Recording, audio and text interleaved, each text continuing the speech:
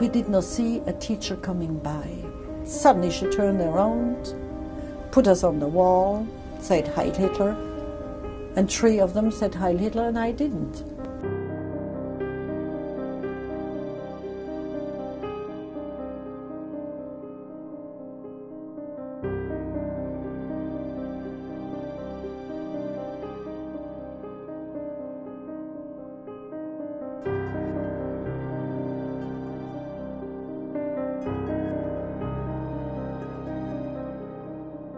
So she said, what's the matter?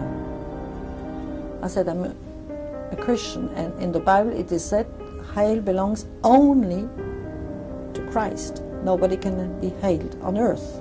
Sieg Heil! Sieg Heil! Sieg Heil! Monday when I came to school, my teacher called me up and he said, here is a paper. You have to go from class to class with this paper and have it read by the teacher and signed by the teacher. Volk sein und ihr, meine Jugend, soll dieses Volk nun werden.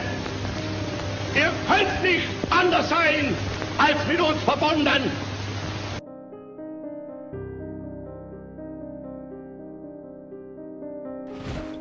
And you know what was written on that paper? We give the following warning. By the end of this week, this person has to make a decision. Submitting or leaving school. Because we cannot allow a rebellious child to be in school. Underneath has to be brought from class to class by the child Simone Arnold.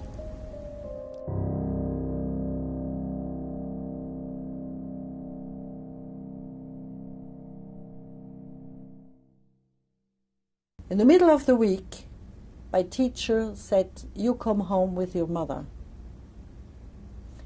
We went to his place. The name of the teacher was Zipf. He was a Baptist. He talked with Mother a long time, and he said to me, look, I fully agree with you. I don't hail Hitler either.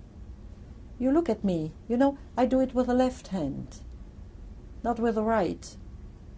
I don't give my support with the right hand. I do it with the left hand, and I pray to God and said, you know, my heart belongs to you.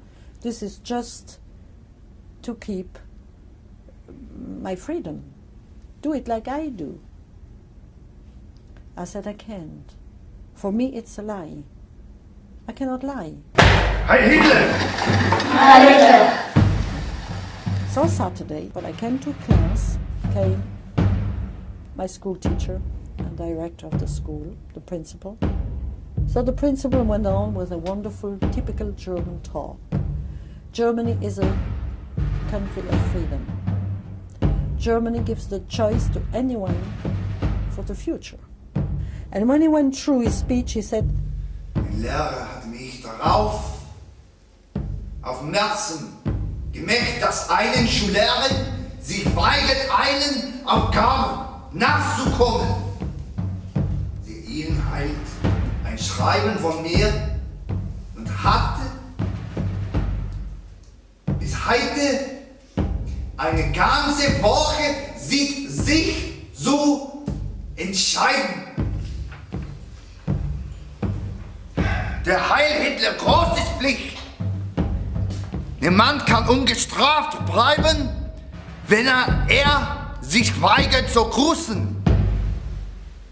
So ein Schülerin sollte ein ausgestoßen wie Erde. Wenn die Schülerin sich weigert, Heil Hitler zu rufen, muss sie sich durchaus stehen zu erkennen, lieber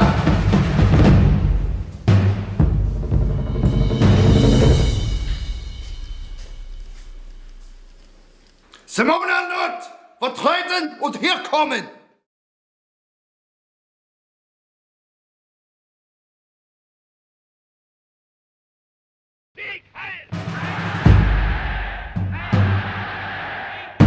In a normal democratic society for Jehovah's Witnesses, who know that they have been told to render unto Caesar what is Caesar's, unto God what is God's. They are very law-abiding, but they're very clear that their king is God and not any earthly state. So when the pressure really comes on in the Third Reich and everybody is told to say Heil Hitler, which really puts Hitler at the highest point in somebody's life, to have compulsory military service, to swear on oath, then witnesses refuse to do this. They are not able in their conscience to be able to put the rule of an earthly state above their God. So very quickly they come into conflict with the police and the authorities and are watched and then arrested and increasingly thrown first into prisons and then into labour and concentration camps, largely on these grounds, refusing to undertake military service, refusing to give the Heil Hitler salute, and refusing to be part of the Nazi pageantry.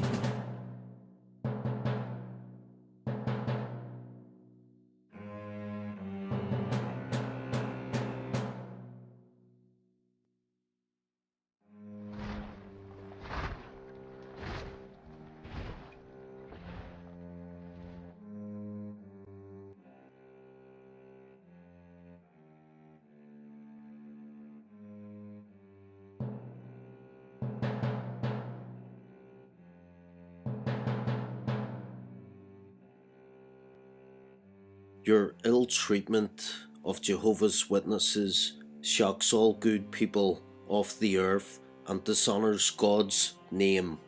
Refrain from further persecution of Jehovah's Witnesses, otherwise God will destroy you and your national party.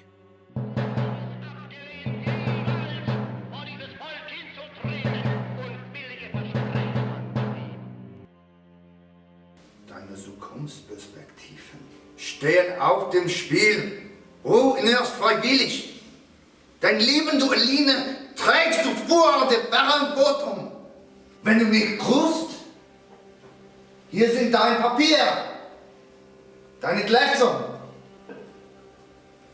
Da es aber ein entscheidendes Leben ist, gebe ich dir eine letzte Chance, die richtige Wahl zu treffen. Ich gebe dir 5 Minuten. What comes over very clearly throughout Simone's story is just how tough it was for her and for people like her.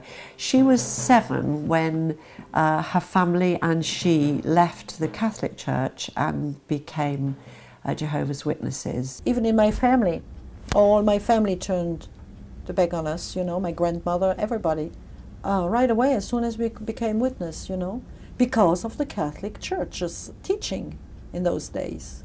It was, I would say, almost like middle age. You know, when you were pitch-pointed, you know, being not like the others, there was no possibility of them to understand why you changed. They just thought that changing is being a traitor. So they acted like that, you know. You were cast off by your family before ever the Germans came on you. So we had already that feeling of being like soldiers, you know, fighting for what we believed was the truth. In 1938, we got a book from Switzerland which is called Crusade Against Christendom. And it gathered material from concentration camps in Germany about Jehovah's Witnesses. It gave details, it even had plans of the camp, the procedures the Gestapo had on Jehovah's Witnesses. It was a very clear statement about concentration camp life before the war, because the witnesses were the first one to be arrested with the communists already back in 33, 34. So by the time of 37-38, they had gathered material and sneaked it out to the Swiss border and had it published. We knew that the Germans had put a ban on Jehovah's Witnesses in Germany. You could get arrested if you had a single little booklet of Jehovah's Witnesses to go to camp. When you had the Elberfeld Bible, which has the name Jehovah in there, they called this a Jewish Bible. The person who had that Bible could be arrested with no trial whatsoever. The witnesses appeared to have been one of the few groups, as a group, as opposed to individuals, who recognised what was happening and were willing to speak out against the Nazi ideology. So, for example, in one of the journals at the time, the Golden Age, I think it's a 1936 journal, there is a very, very interesting set of cartoons. National Socialism is this cartoon, and many other stories cleverly say in Watchtower and Awake and the Golden Age at the time, persecuting Jews, corrupting youth, stilling the voice of truth in the general sense, as opposed to in the kind of faith sense, and persecuting witnesses. And then there are books, particularly the very famous book called The Crusade Against Christendom, which identifies early on what is happening to the witnesses.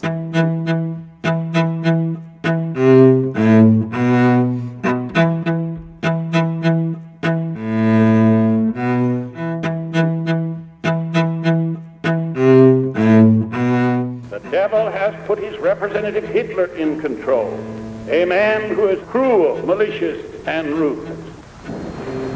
He cruelly persecutes the Jews because they were once Jehovah's covenant people and bore the name of Jehovah, and because Christ Jesus was a Jew.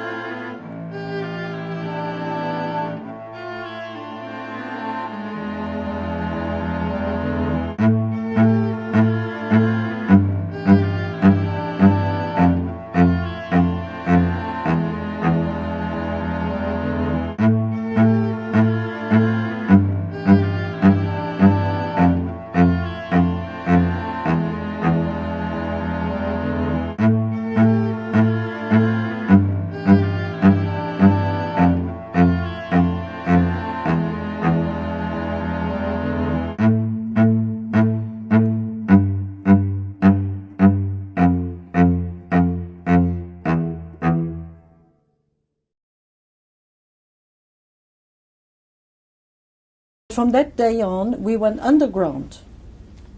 We had our meetings underground, and we got our watchtowers and the material to study the Bible underground. And my father organized this underground work over the border. And with my parents, I did go once in a while on that underground part to get material to come over the border. French material had to be translated into German and copied and sent to Germany. So as soon as the Germans came there, we were already organized.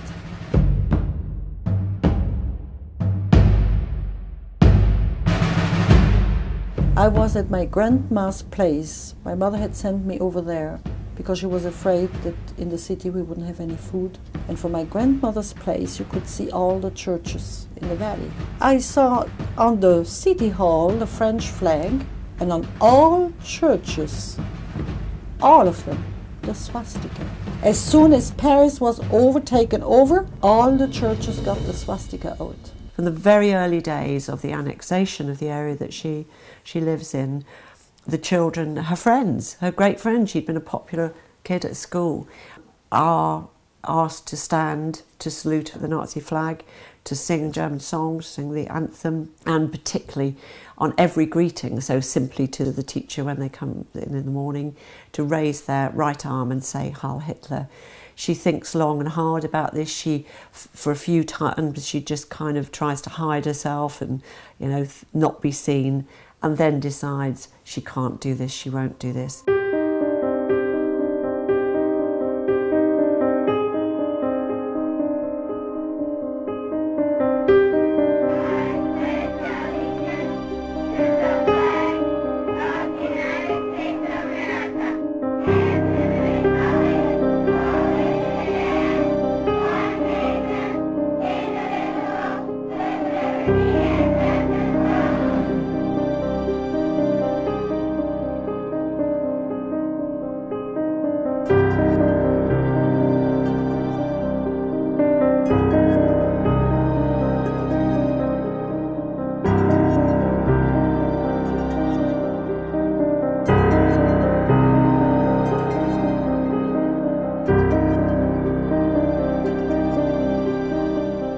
So the Germans got organized, you know, their way of thinking. We in school, we got Hitler teachings, you know. The Nazis were teaching evolution. And they used that evolution to create their theory. In the beginning, mankind was on a very low level. And some have made efforts and efforts and efforts and efforts and have come up as Aryans. And the other ones haven't made those efforts. So they stayed on a lower level. Because in evolution, it's the strongest one that comes over the weakest one. You have to fight against anything which comes across and doesn't permit this Aryan life to grow. Now, I had a Bible schooling at home. And in the Bible, you have compassion that does not exist with Nazis. I had a sufficient understanding how wrong it was to go along Nazism.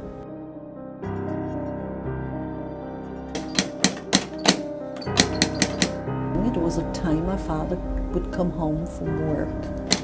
And I opened the door, jumped on my father's neck to kiss him, and suddenly behind him, somebody said, "Heil Hitler." And when I looked on the man I had kissed, it was a Gestapo. Saw the head mother on a cross-examination for 4 hours. They wanted to get the names of all the witnesses, and they wanted to get to know the underground activity. She was smart, she was fine, you know, she had something in her, and they couldn't get anything out of her. "You won't see your husband anymore, never." And mother was there and calmly said, "This does not depend on you, this depends on God. And in the future I will see him." Father worked as an artist in that place. The Gestapo went in the factory, in front of all the workers, called him up and said, "Are you one of the Bibelforscher Jehovah's Witnesses?" My father said yes. He said, "Come along." That's it.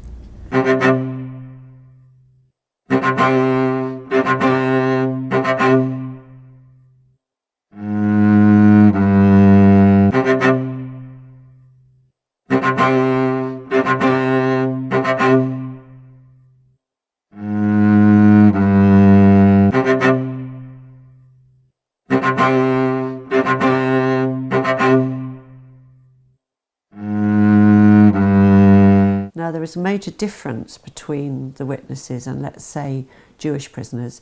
Jewish prisoners had no option. They were there because of their race, because of their birth, because they were seen as less than human. They were seen as subhuman and were there to be exterminated. And nothing they did, no good behaviour, nothing they said would buy them an exit. Jehovah's Witnesses were different. They were arrested because they chose to have a particular faith and to stay with that faith, first of all. And secondly, I think uniquely, I believe uniquely, of any group, they had a fairly easy way to get out. There was a document called a declaration. And if you, as a Jehovah's Witness in a camp or in a prison were willing to sign this. It was a very simple statement which said you renounced your faith and you would not practice it anymore, you could be released. And when you think about it, you know, outside were your family, your friends, your life, and your own life. You know, the risk of death was very high. Very, very few witnesses signed that piece of paper. The expectation from the Nazis was that everybody would just get out, and even would get out and still practice their faith. But witnesses felt if they'd given their word, they would stay by their word, and they couldn't give their word to that promise that they would give up their faith. So very, very few, a couple did, but very, very few ever bought their way out, although freedom was there for a signature.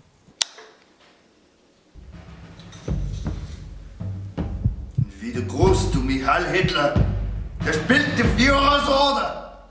Du wirst entlassen und musst gehen.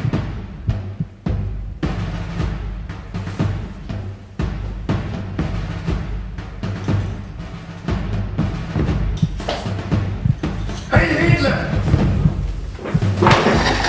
Heil! Sieg! Heil! Sieg! Heil, Sieg, Heil, the whole class. I was standing there, you know, my fingers were like that. And I was determined. I said, I want those papers. Those papers. During the 5 minutes, they sounded like hours. My head got like this. My feet got small. I got cold and shivering. But the only thing I had in my mind, I want those papers because I want to hail my Lord.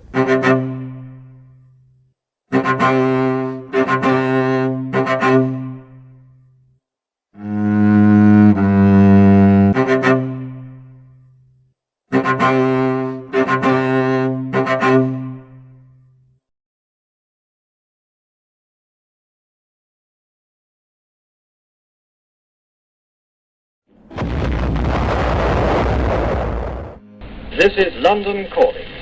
Here is a news flash. The German radio has just announced that Hitler is dead. I repeat that. The German radio has just announced that Hitler is dead.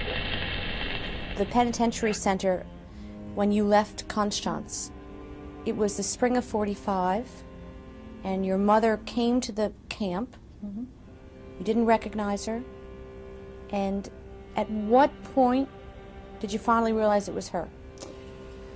Well, and there was sitting on the table a woman I did not recognize. Thin, worn out, who didn't go up, who did not greet, just looked at me. She had had an accident on the road.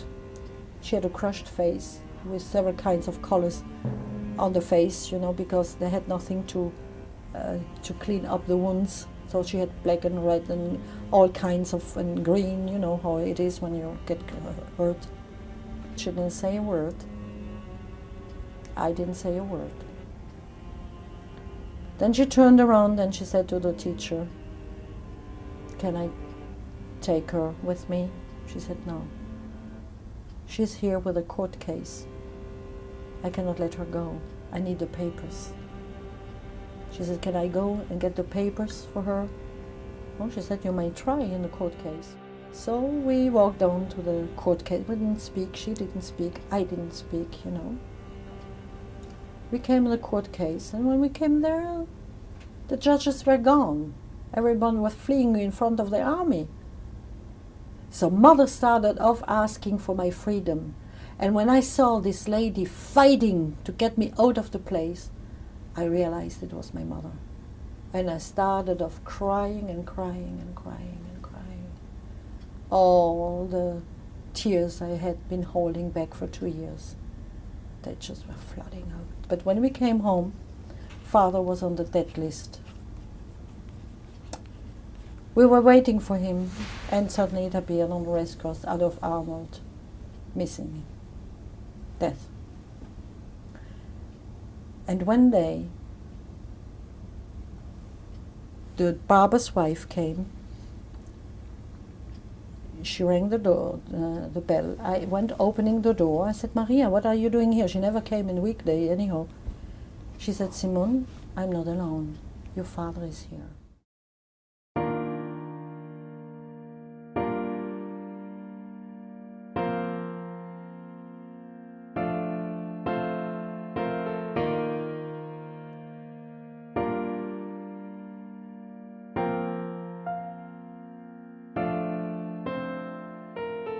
Do you know what Niemöller said? Niemöller was a very well-known pastor, Protestant. He said, when the communists were taken, I was not there.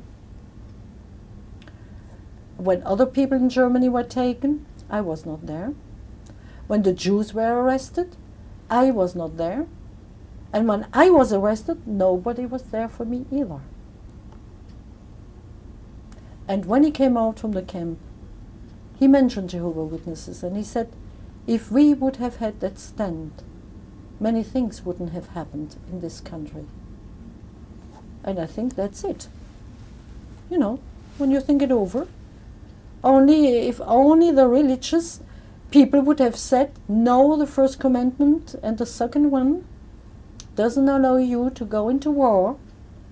They all claimed to be believers in those days. There were not so many atheists like today, you see. They all claimed to be believers. And yet they did not stand up toward it.